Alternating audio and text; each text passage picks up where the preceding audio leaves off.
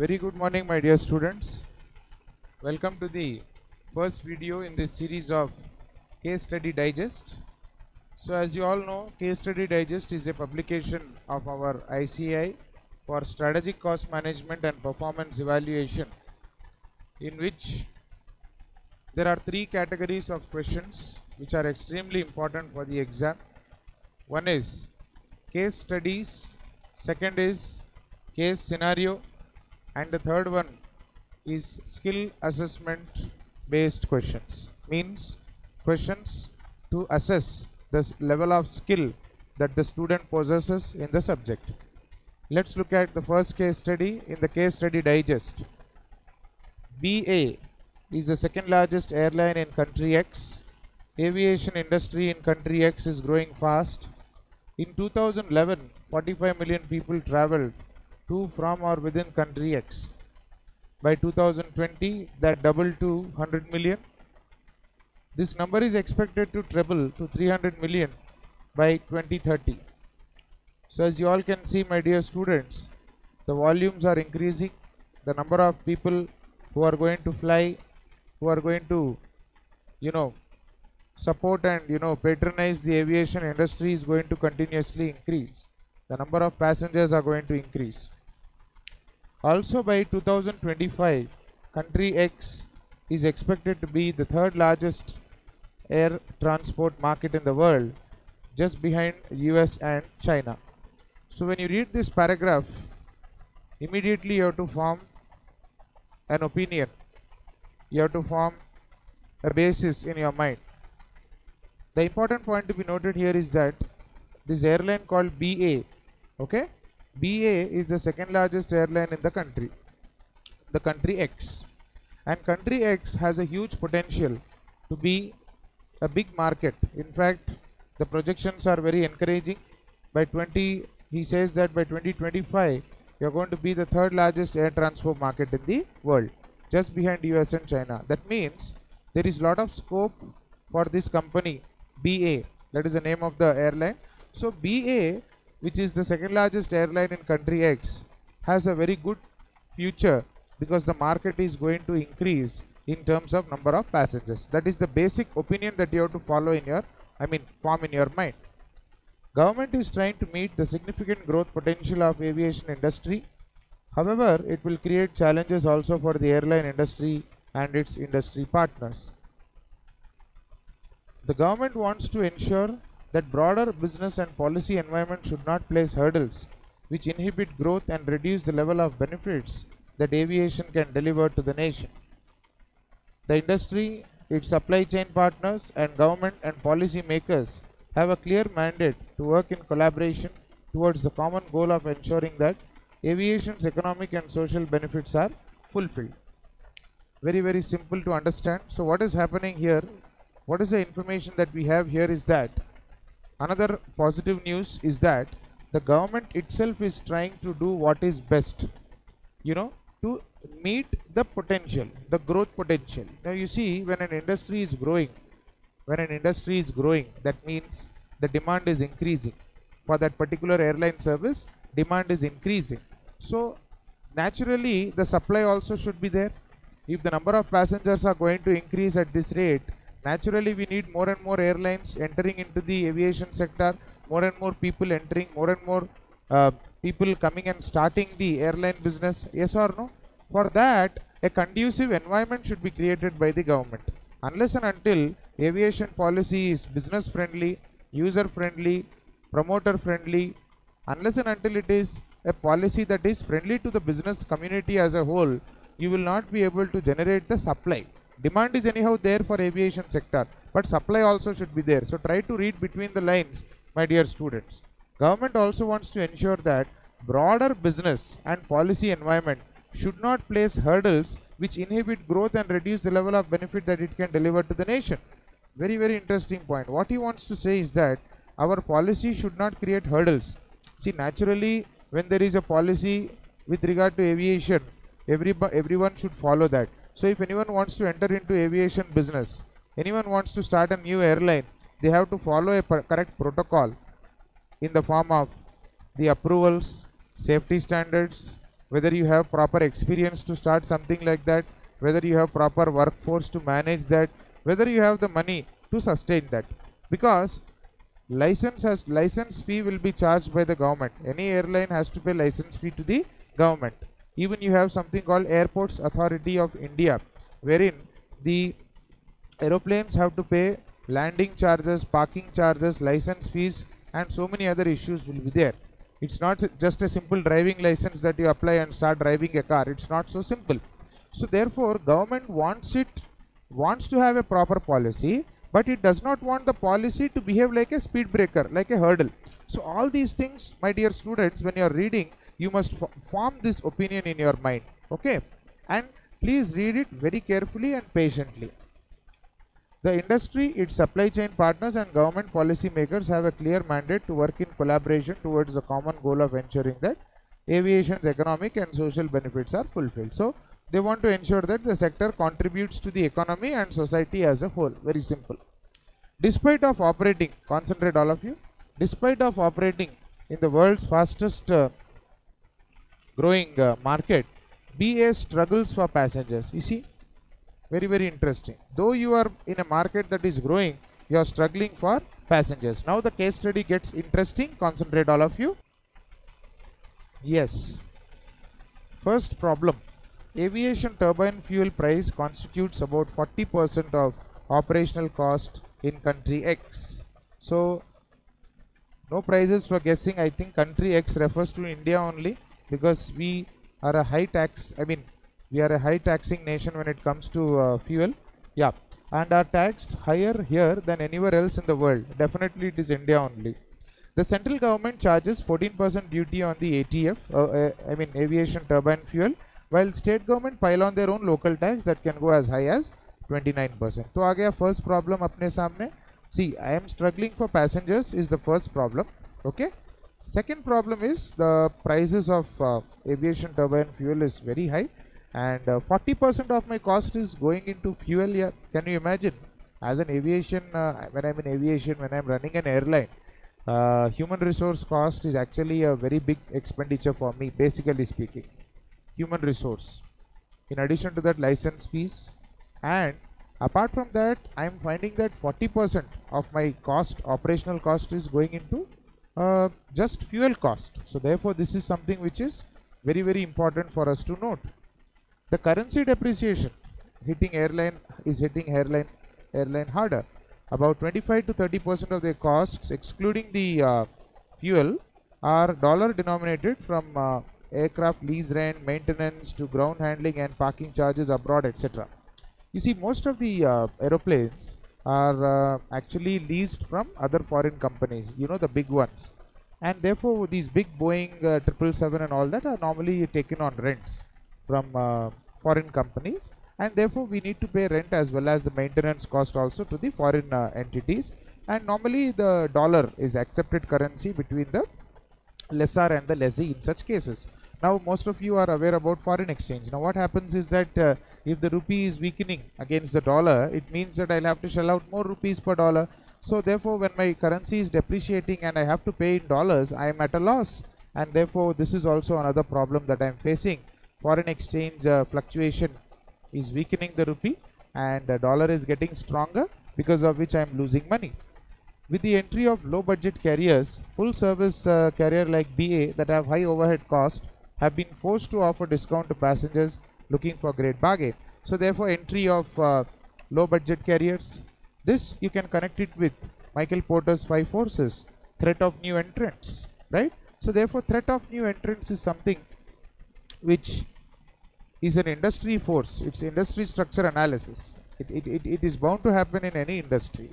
But in this case, what is happening is that this BA Airlines is a proper airline company having huge big carriers, full service carriers. When I say full service carriers, I am talking of the big planes, the big flights. But new entrants are coming into the market with smaller, low budget, smaller aeroplanes. And obviously when your aeroplane is smaller and the capacity is lesser, the operational costs and the overheads also will be very less. Obviously by default the rent of such small air carriers also will be less. So there's a huge difference there. And because of that, what's happening is that these low budget carriers are able to offer better ticket prices to the passengers. Now for the passenger, it doesn't make any difference whether I'm traveling in a small aircraft or a big aircraft. As long as I reach my destination in the same time frame, it doesn't make a big difference to me. So passengers will obviously prefer the lower budget carriers. Now these big full service carriers are having a problem because they can't give those kind of rates to the passengers, but because of these new entrants, they are also forced to give a discount to passengers, because passengers will naturally expect that all the airline companies should have more or less similar price band. Okay, next, continuous improvement in tourism infrastructure, policy, human resource development, airport infrastructure density are among the areas that could further enhance country X's competitiveness. So this is a positive. This is not a negative point. I don't know why the study material has given this point under problem. This is definitely an opportunity. If you think of SWOT analysis, definitely this point is not a threat. It is an opportunity, because it is saying very clearly that tourism infrastructure, tourism policies, human resource development, airport infrastructure are various areas that could enhance country X's competitiveness. Ease of doing business over the last 5 years has risen. So naturally it's an opportunity for me. At the same time, because of increase in tourism industry, more passengers are expected, which is definitely an opportunity for me. Maybe we can say that, the threat is that ease of doing business has increased. So you can look at it as an opportunity as well as a threat. I will explain how. Because student will get a doubt that, sir, this doesn't look like a problem to us. It looks like a positive statement. I don't know why it's given under problem. See, two ways of looking at it is there. If it is, ease of doing business has increased, means what? The positive aspect is that you can function smoothly, you can perform better, and the environment is business friendly for you. Tourism infrastructure is developing, so naturally you will get more passengers who will fly in your aircraft. So that is a positive way of looking at this statement. There is a negative way also of looking at this statement. The negative way is that because tourism is improving, because tourism policy is becoming business friendly, and ease of doing business is improving, it becomes easier for new people to enter the market. So when new people can enter the market easily, as it is, there is a threat of new entrants, threat of new substitutes. But when the environment is more conducive and business friendly, naturally the chances of new entrants coming into the sector is more. So therefore by default it is a threat also. So maybe you can interpret it that way. Okay, moving ahead, let's see what this case study has to offer. Yeah, it says, the last point here, the intense competition among domestic airline carriers, the need to capture a slice of the ever expanding market, and passenger price sensitivity makes the airlines difficult to raise ticket prices. So price sensitivity is another issue which we have in chapter 7. So what is happening here is that because of too many carriers and too many companies who are there in the domestic market, price sensitivity has become very high. What do you mean by price sensitivity? Price sensitivity is the, 7th chapter. The way a customer will respond to fluctuation in price is known as price sensitivity. If the price increases, he won't buy the product.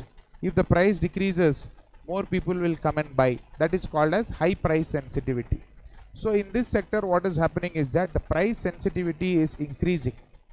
Customers have started to look for attractive prices, and they are not willing to pay premium prices because their price sensitivity is very high in this matter. Together, these factors have now plunged country X's aviation to its most precarious phase in the last 3 years or so. So therefore, all these factors, what are the factors? Come on, tell me, what was the first issue? The fuel cost is very high. It's almost 40% of the cost, and the depreciation of your rupee against the dollar. And then we have the problem regarding the low budget carriers, the threat of new entrants, and ease of doing business is improving, so more and more people are coming. And lastly, the intensity of rivalry, the competition between the firms and the airlines is so high that customers have become more and more price sensitive. BA is facing huge competition as a year of sharp U-turns. For X's aviation industry, from record profit in 1920 to mega losses, resulting in direct need of recapitalization. BA has been appealing to the government for a decade of a reduction in taxes on fuel, but all in vain. ATF is 35-40% more expensive in country X than in the rest of the world because of relatively high tax rates. So therefore, what's happening here is that there are sharp U-turns. Now what happened is that all these points which we just read have happened all of a sudden. These points have not happened. These points are not happening gradually. This has happened all of a sudden. That's why the word used is year of sharp U-turns, in the sense that there is a huge change in the aviation industry. In chapter 1, we learned something called industry structure analysis, the Porter's 5 forces, where I've told you in the revision video as well that the 5 forces of Michael Porter are dynamic. They are not static. So the intensity of rivalry among the firms keep changing. The pricing due to the new entrants is something which continuously keeps changing, and therefore in a short span of time, from profits in financial year 1920, mega losses. And let me tell you, this is not a company phenomenon, this is an industry phenomenon as a whole. So BA is also struggling because entire industry is struggling. Required. Advise the strategy that BA should follow in order to gain superior performance and competitive advantage over its competitors. Okay, my dear students, please understand. When the word used is advise, it means you should give a complete explanation about what the strategy is, how you can apply that strategy to this given situation, what is the issue at hand. Okay, a simple shortcut to remember, I keep telling you, first you write about the issue, then you write about the concept, then you write about analysis, then you write the conclusion, right? So first, what is the issue, what is the concept, what is your analysis, and what is the conclusion. Let me tell you very clearly, all students cannot write the same answer as case study. No student can by heart case study and write the same thing in the exam, but you can definitely take the concepts and explain in your own style in the exam. Now, when you look at the word superior performance and competitive advantage, you must recollect the revision video of chapter 1, where I told you that competitive advantage can either be obtained, can either be achieved either by going for cost leadership or for product differentiation. This is very clear. I have told you also in the revision class. So therefore, superior performance and competitive advantage, if you want to achieve, you must identify whether you want to go for cost leadership or product differentiation. Okay, now how do you go about, how do you present this answer? Okay, ICI answer is there, case study digest mein ICI ka answer is there, but the same answer you can't reproduce in the exam. It is not possible because it's too vast, and secondly, even ICI does not expect you to just by heart the answer and reproduce in the exam. So what are all the points? Okay, let us quickly write a summary of what all points we have to cover. So when I am explaining the summary, you must make running notes. I will write the main points, what all you have to cover. You are supposed to supplement that because I will be continuously telling. So be ready with your running notes. My dear students, please concentrate now. So my dear students, it's a very interesting case study where you can include so many other concepts. Rather, you should include so many other concepts from other chapters as well. As far as possible, try to give a complete answer. Now, what is the word used there? Superior performance, competitive advantage. The minute you see competitive advantage, first chapter, introduction to SCM, should come to your mind, where we have learned that the two ways to achieve competitive advantage, one is cost leadership and the other one is product differentiation. Okay, now what are the points we have to cover? Now the answer what I will be discussing with you, it will not be identical to answer of ICI, but it will be similar. When I say similar, the same issues what is covered in the ICI answer we will also cover, plus certain additional points which you can include in the exam. Don't worry, your answer will be considered, marks will be awarded if you cover all the concepts and issues. How you present need not be the same.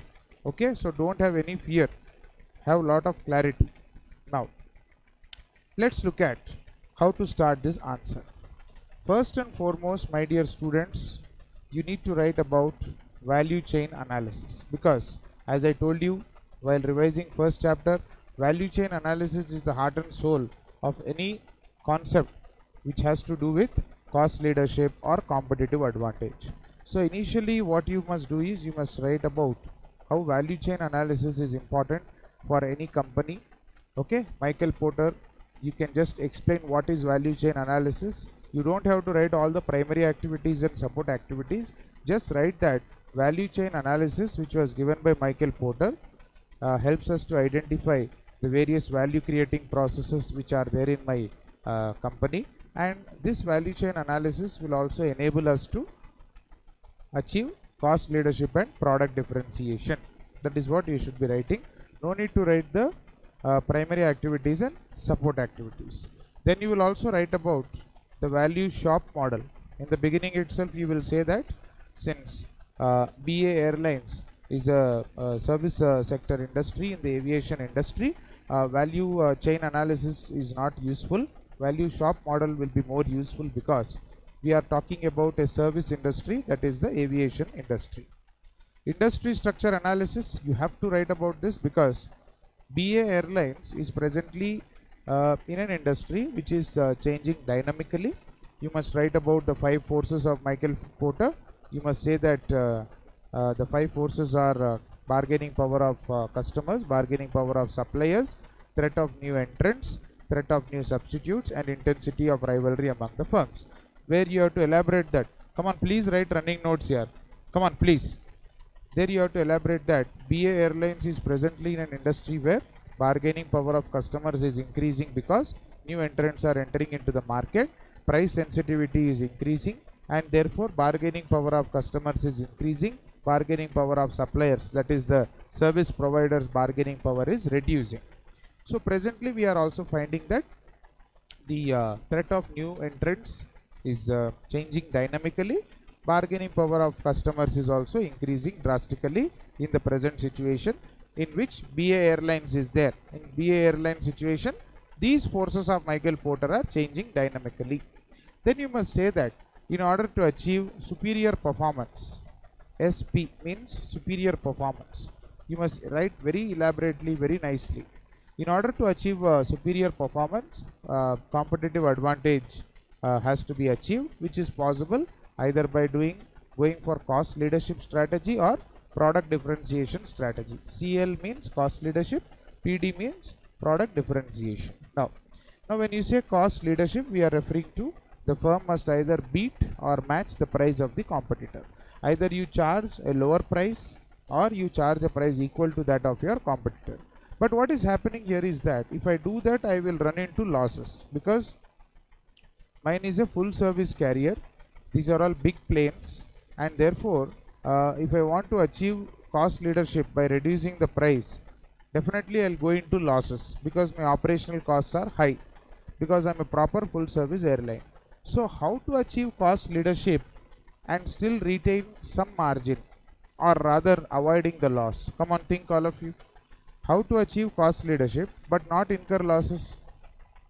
Very good. The answer is cost reduction. And the minute when I say cost reduction, you must remember all your concepts of chapter 3 and chapter 4. First and foremost, we will recommend that BA Airlines must do a value analysis and value engineering of its entire process and identify what are the areas where it can cut down the cost, what are the unnecessary activities that are there which can be eliminated. Okay, that will help you in achieving cost reduction. So that is the next point you have to mention, that we have to eliminate the non-value added activities. When you eliminate non-value added activities, automatically you will achieve cost reduction. So one way of eliminating non-value added activities is eliminate travel agents. Normally travel agents charge a lot of premium, so the commission what you pay them also will really eat into your profits. So instead of having travel agents, you can go for website like Make My Trip and other websites like that. Then you must write about Kaizen also. BA Airlines must promote Kaizen approach. Kaizen approach is possible only when you involve all the employees, create a level of atmosphere of participation, invite ideas from them regarding the cost reduction, give them cost reduction targets. Kaizen refers to continuous improvement, and therefore give the example. This example is there in your study material also. In a particular airline, what happened was the staff noticed that the passengers, when they are eating salad in the plane, they are not eating olives, they are just throwing away the olives. So they stopped purchasing olives because anyhow passengers are not eating. Because of that they saved lot of money. So Kaizen is all about small improvements, gradual improvements, continuous improvements, which will help you in achieving major cost reduction. Next, pricing based on capacity utilization. Very, very important point, you have to remember this. See, if more number of passengers are going to come, then automatically I can reduce the price. If less number of passengers are going to come, automatically if I charge the same price, I will not be able to recover my overheads. So therefore what the airline needs to do is, it needs to analyze how much capacity is being utilized. Normally what airlines do is, the mistake what they do sometimes is, based on capacity available they will do the pricing. Now assume in my aeroplane 300 seats are there. So 300 seats ka if I keep in mind and do the pricing, it may be wrong, because based on past experience, maybe every time only 200 or say 150 passengers are traveling at a given point in time. So by charging based on 300, I am expecting to recover the cost from 300 passengers. But actually only 150 passengers or 200 passengers are coming, which means that there will be under recovery or under absorption of overheads. So therefore you must do the pricing based on a proper capacity utilization analysis. You must analyze how much capacity is actually being utilized. Based on that you have to do the pricing, so that you can recover all the costs, you can recover the overheads, and you can make a profit also. Recently, I think last month, I think April 2021 or May first week 2021, I saw one news. I was very amused. There was a guy who traveled from I think Mumbai to Dubai in plane, and it seems in a 200 seat capacity aeroplane, he was just a single passenger who was traveling by the airline. Only one passenger. So just imagine, the airline can't say no also. For one passenger, they flew him all the way from Mumbai to Dubai. Imagine all of you. They have to do it. It is their obligation. It is the legal contract. Once a person purchases a ticket, they are legally obliged to drop him wherever he wants to go. So anyway, that is during COVID times. So during COVID times, all these kind of calculations have gone for a toss. Aviation industry is in severe depression now because of COVID, which has curtailed air travel to a large extent. Next, you must also remember that other small initiatives like no printed tickets, you insist them to show the QR code wala ticket on their mobile phone. Don't give free food. I'm not saying, don't say in the exam, don't give food and all. Give food, but charge for it, so that you can reduce the ticket price. Use lower cost airports. You see, depending upon who is running the airport also, airport landing charges and airport parking charges will be there. If the airport is managed in a metro or in a city like Hyderabad or Bangalore, or say any city which is coming up in a big way, the airports are usually high maintenance airports. They are managed by private public partnership. GMR manages the Hyderabad airport, the Bangalore airport. Adani also has purchased a few airports for running the airports. Purchase means not purchase the airport, for running that airport. So normally when the airport facilities are high, and the airport maintenance is high, and the airport is big, automatically charges will be high. So therefore try to identify airports which are lower in terms of airport charges, landing charges and packing charges. So normally airports in small towns, those airports will be low maintenance, low cost. So therefore try to identify such airports, is what we are saying. Whenever your flights are idle, park your flights in such kind of airports. Reduce the slack. When I say slack, I am referring to turnaround time. Turnaround time means don't waste much time in one destination. Reduce the turnaround time. At the same time, I am not saying that 24 hours you must go on flying the plane. It is difficult. It will develop technical slack, pilot will fall asleep and the plane will crash. I am only saying that try to reduce the turnaround time, reduce the gap between landing and takeoff. Try to reduce that gap. Cost reduction targets must be given to the staff, and if anyone is achieving cost reduction, he has to be recognized, he has to be rewarded. So therefore you can write a bit of performance evaluation also here. So as part of performance evaluation, you can also give them cost reduction targets. Very interesting point. TPM chapter 3, total productive maintenance can be introduced for aircrafts so that you save money in terms of zero breakdowns, zero defects and zero accidents. So you can write that also. Quality control, we all know very well that in second chapter, if you increase cost of good quality, you can reduce cost of poor quality, so much so that you will end up saving money. Not only maintaining quality, you will also end up saving money, because when you increase cost of good quality, when you spend more of prevention and appraisal, PC and AC, naturally you will bring down the failure cost. So the cost benefit analysis will work in your favor. Benefits will be more than the cost, and therefore you will have cost savings. Therefore you can also write about quality control, total quality management, and quality improvement principles need to be introduced to reduce the failure cost. Then after explaining about cost leadership, so one way of solving their problem is cost leadership to achieve competitive advantage.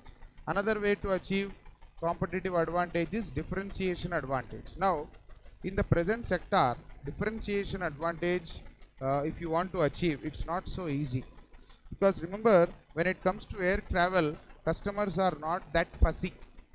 They are not so fussy when it comes to air travel. They are okay traveling in a flight where ticket price is low but food is charged, rather than paying more and going in a flight where food is charged. But paying more ticket price they don't like. So customer psychology is such that he will be willing to pay a premium only and only if he is totally satisfied that you are actually offering him something in terms of differentiation advantage. What do you mean by differentiation advantage? Product differentiation. See, product differentiation is easy to achieve. Service differentiation is not that easy. Especially I am talking about aviation industry, because the nature of service is so similar that you just can't prove that you are superior to others.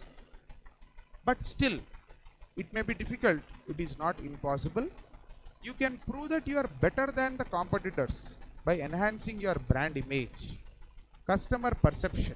There is a concept called perceived value in 7th chapter, True Economic Value, 7th chapter, Pricing Strategy. Try to provide superior customer service. Earn a name and reputation for yourself, so much so that when a customer books ticket in your airline, he should have the peace, he should have the comfort that yes, I am going to have a good flight, I am going to have a great experience. For that, you have to avoid the delays in takeoff and landing. You must also try to avoid flight cancellation as far as possible. I remember, I think now Indigo Airlines is having a good market share. Earlier I remember there was one airline, I think Go Air or something like that. So whenever we book a ticket, the flight used to be cancelled just few hours before. I don't know which airline that is, maybe Go Air or what. It used to be cancelled. So what happened is, customer felt that we can't trust this guy anymore. Anytime the flight can get cancelled.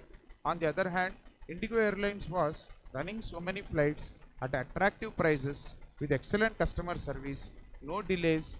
I mean, small delays will be there, but no cancellation at the last minute and all that. Try to obtain prime landing slots. See, timing also matters.